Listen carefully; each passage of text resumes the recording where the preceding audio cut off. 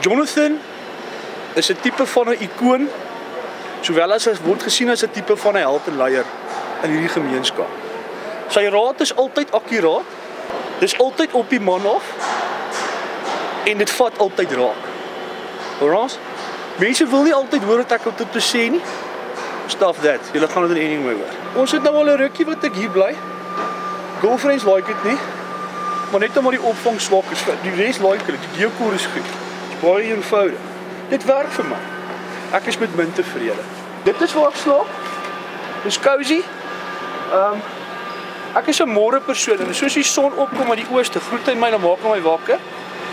Ons het nie hoenders hier nie, want dit word geëet. As daai ding voor hy kiep, is hy kos. Nog 'n fantastiese rede hoekom dit lekker is hier met die tyres.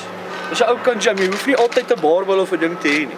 Ek noem dit free thinking, free training, free advice. Okay? Soos hierdie tyre, jy kan hom nou gebruik al.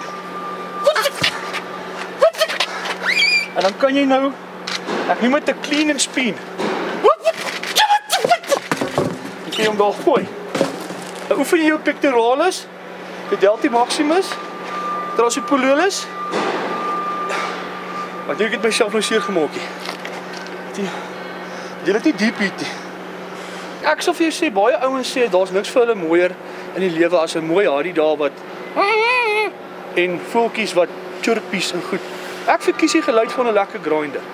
'n Lekker grinder, daar's niks mooier as jy mooi lê, soos daai ding.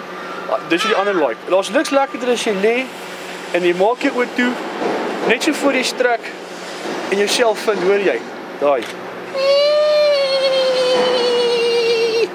Dit fokus jou, dit zone jou. Jy wil net gaan. Jy sommer ek draf sommer agter uit gym toe as ek dit hoor.